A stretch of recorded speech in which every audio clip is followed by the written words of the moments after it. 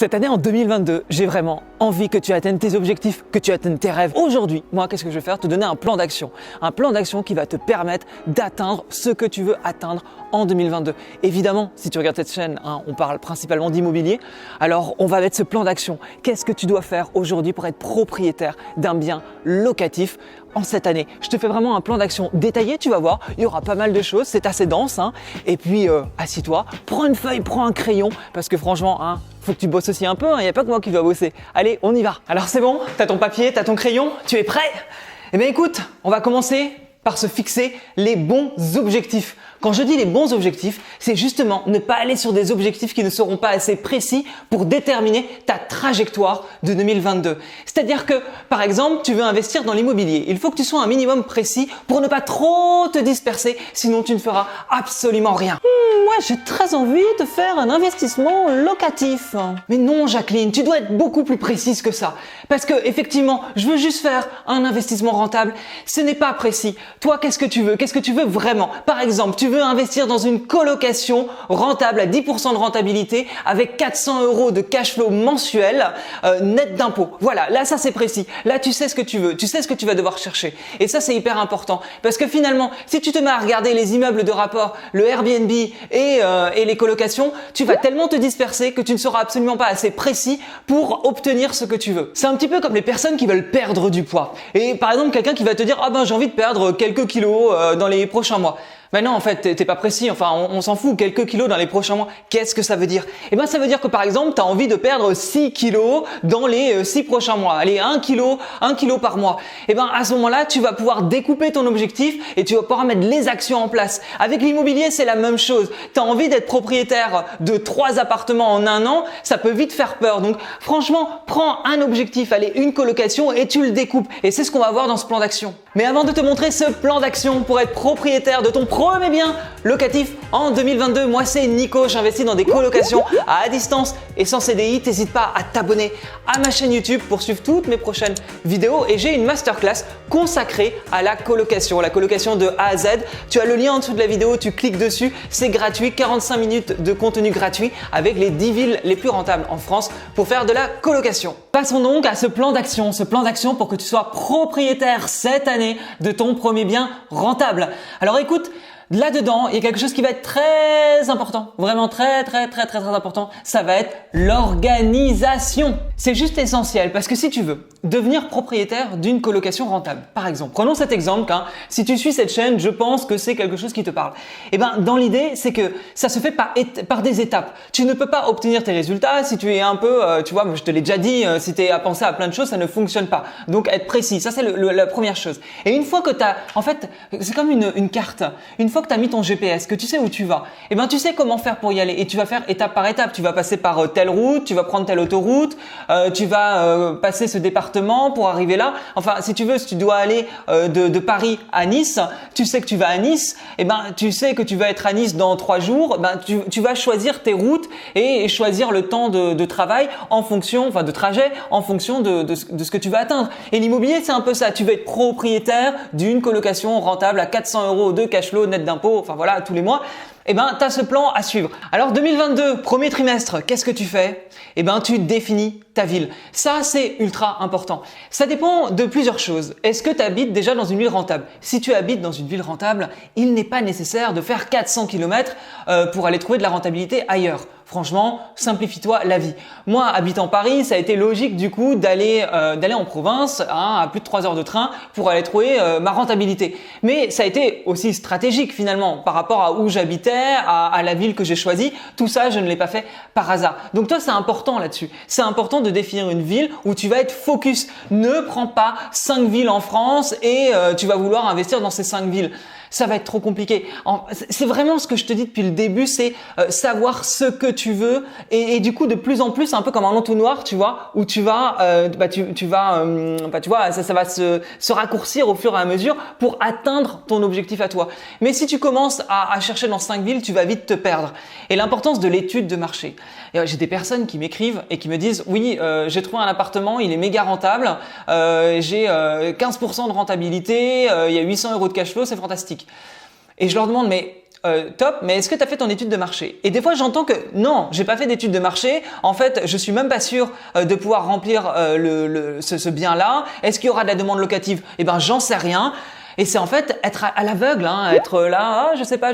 Oui, mais si tu sais pas, écoute, tente, hein. Et puis si t'es dans la merde, ben, faudra recoller les morceaux du pot cassé. Enfin, tu vois, l'idée, c'est de toujours quand même être précis, de pas faire les choses à l'aveuglette. C'est en fait pour ça qu'il y a des étapes, c'est pour ça que je te les explique, c'est que franchement, ne fais pas les choses parce que tu as l'impression que c'est bien et que tu trouves de la rentabilité. Il faut trouver une ville rentable et il faut faire son étude de marché. Et c'est d'ailleurs, hein, je te donne 10 villes les plus rentables en France pour faire de la coloc. Tu sais, c'est dans ma masterclass qui est juste en dessous, tu as un lien, tu cliques déjà, ça te donnera une idée des villes intéressantes pour faire de la colocation. Ensuite, contacter les agences. Oui, une fois que tu as défini ta ville, que tu as fait ton étude de marché, eh ben, tu contactes les agences et tu regardes les annonces. Hein, ça peut paraître bête comme ça, mais tu as certaines personnes, elles ont l'impression que les appartements tombent du ciel et que faire de l'immobilier locatif, c'est en claquant des doigts et que tout arrive comme par magie. Je suis désolé, mais ça ne se passe pas comme ça. Non, tu dois prendre ton téléphone et tu dois appeler les agences, contacter, regarder les annonces et puis chercher en fait. Hein. Faut la trouver la bonne affaire. Et bien sûr, visiter. Alors c'est un petit peu la suite logique. Je te l'accorde, mais encore une fois, il y a des personnes qui ne visitent pas. Donc comment veux-tu trouver la bonne rentabilité et trouver le bon bien si tu ne visites pas? Et puis plus tu vas visiter, plus tu vas plus tu vas visiter, plus tu vas avoir de l'expérience. Et plus tu vas vite savoir si le bien est intéressant ou pas, parce que tu auras cette expérience. Moi, la toute première fois où j'ai commencé à investir, écoute, je ne savais pas ce qu'était un appartement, je savais pas ce qu'étaient des charges de copropriété. J'ai découvert tout ça et c'est à force de visiter que j'ai eu de l'expérience. C'est bien de le faire avec un tableur. Moi, c'est ce que je fais pour comparer. Donc, prix au mètre carré, cash flow, renta. J'ai mon petit tableur. C'est quelque chose que je propose d'ailleurs dans ma formation. C'est pour y voir beaucoup plus clair. Parce que si tu veux, à un moment donné, quand tu visites 15 biens en 3 jours, bah, c'est bien de savoir là où tu as de la renta, là où il y a les points négatifs, là où le prix au mètre carré est vraiment très intéressant. Mais attention, parce qu'il y a beaucoup de travaux. Tu y verras beaucoup plus clair. C'est vraiment, je parlais de l'organisation, que l'organisation est essentielle, mais là c'est plus qu'essentiel parce que visiter, c'est s'organiser pour trouver la bonne affaire. Et moi je trouve que plus on est organisé dans ses recherches, plus vite on trouve le bien rentable. Et faire des offres. Ah bah oui, bon bah ça c'est logique. Une fois que tu as fait tes visites, que tu as tes tableurs, que tu as vu un peu ta renta, bah tu vois quels sont les appartements là où tu veux faire des offres. Et ben tu fais tes offres. Voici déjà les premières étapes que tu peux faire pour ce premier trimestre. Donc tu vois, janvier, février, mars, on voit assez large, c'est plutôt pas mal, mais maintenant on va passer au deuxième trimestre. Donc deuxième trimestre, hein, on l'a vu, tu as fait des visites, tu as potentiellement lancé des offres, etc. Bah, deuxième trimestre, hein, on va choisir un notaire parce que aie ton propre notaire, c'est essentiel. Ne prends pas le notaire de n'importe qui et encore moins le notaire du vendeur. C'est hyper important d'avoir son propre notaire qui va défendre ses propres intérêt dans la transaction de ton premier bien immobilier. Et tu vas signer un compromis parce que là, on va dire que tu as eu la bonne négociation, tu as réussi à avoir le prix du bien au prix que tu veux, hein, et tu vas signer un compromis grâce à ton notaire également. Hein. Bien évidemment, ça va de pair. Et donc, si tu veux, tu vas maintenant attaquer la partie banque. Parce que la banque, c'est hyper important. Et trouver la bonne banque ou le bon courtier. Finalement, les deux fonctionnent. C'est vraiment trouver une banque où tu vas pouvoir négocier les points essentiels des investisseurs. Le taux, on s'en fout un peu. Par contre, un différé d'emprunt, c'est hyper important. Négocier les indemnités de remboursement anticipé, c'est important. Il y a des choses comme ça, quand on investit, qui sont importantes. Donc, c'est trouver la bonne banque qui va travailler avec les investisseurs et pas la banque qui travaille avec le bon père de famille qui achète sa résidence principale et une banque qui ne fait que des résidences principales. Il faut aller voir une banque qui connaît les investisseurs.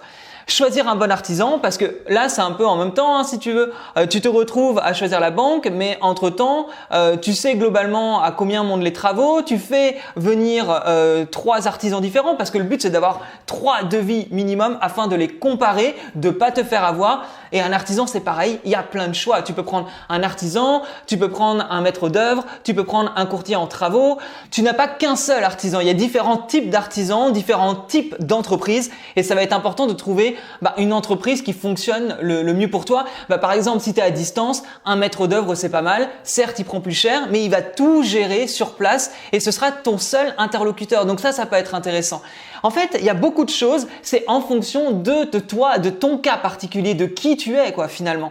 Ensuite, à la fin à la fin de ce second trimestre, j'ai envie de te dire champagne, parce que normalement, tu as ton artisan, tu as eu la bonne affaire et tu as trouvé la bonne banque qui t'a financé ton projet immobilier. Troisième trimestre. Maintenant qu'on a bu du champagne pour fêter ton premier investissement locatif, les travaux sont lancés. Les travaux sont lancés avec l'artisan que tu as trouvé.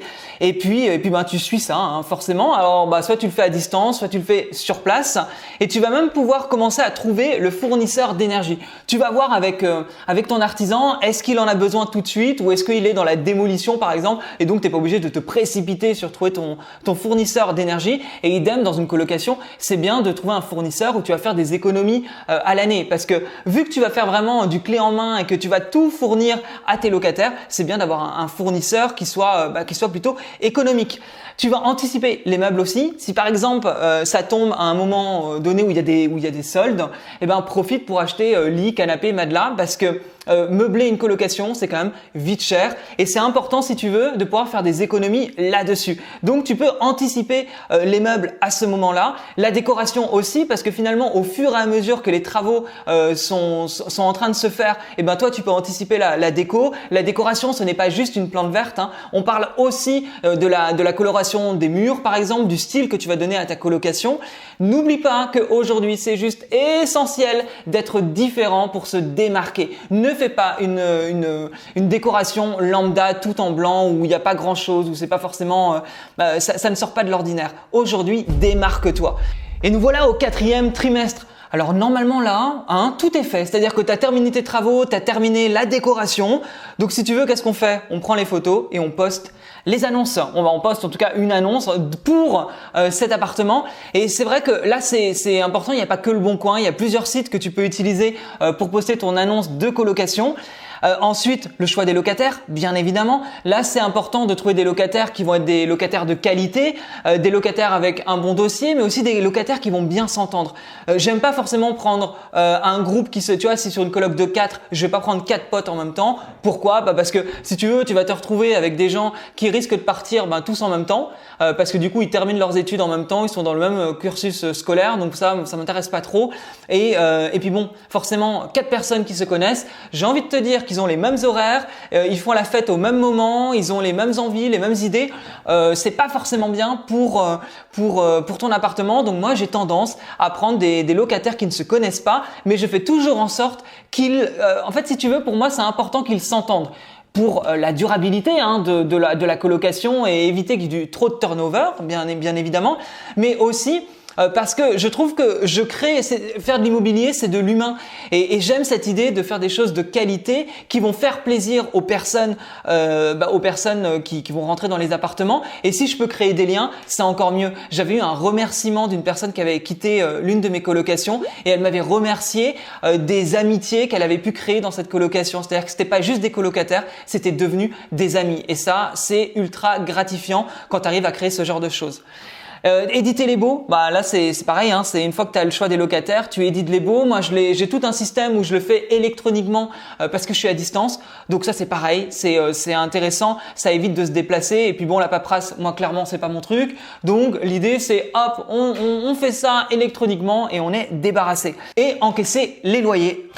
Encaisser les loyers. Ah mais voilà une bonne nouvelle, c'est le meilleur moment Mais je suis d'accord avec toi Jacqueline, c'est vraiment un excellent moment quand tu encaisses les loyers. Mais ça ne se fait pas en 2 jours. Ce n'est pas en 2 claquements de doigts que tu es propriétaire d'un appartement locatif. Tu vois, il y a plein d'étapes. Il y a plein d'étapes et c'est vraiment important de les suivre. Ça peut se faire cette année, tu peux être propriétaire. Mais tu vois, il faut vraiment suivre les étapes et être focus, être organisé et savoir ce que tu veux. Et vraiment, je te le souhaite. Je te souhaite d'avoir une année 2022 exceptionnelle, que tu puisses atteindre tes objectifs, que tu puisses être propriétaire, qui sait, d'une colocation rentable à 10% de rentabilité, 400 euros minimum de cash flow mensuel et net d'impôts, précision, on n'oublie pas.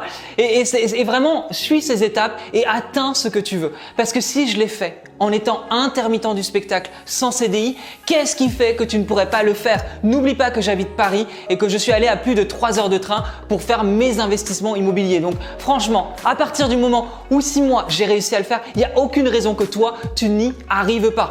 Et d'ailleurs, comme tu sais ou pas d'ailleurs, j'avais ouvert un mentoring où j'accompagne les gens à investir dans des colocations rentables. La première session était complète, ça avance plutôt bien. Je vais bientôt ouvrir la deuxième session. T'hésites pas à m'envoyer un petit mail, tu peux m'envoyer un mail ou un message sur Instagram, voilà, c'est comme tu veux et je te mettrai sur liste d'attente et on pourra en discuter par téléphone, voir si mon accompagnement te correspond. En tout cas, t'hésites pas, tu m'envoies un petit message. Donc maintenant que tu as ton plan d'action, il ne te reste plus qu'à le suivre avec précision. J'espère que tu as pris des notes durant cette vidéo et puis en fin 2022, t'es propriétaire.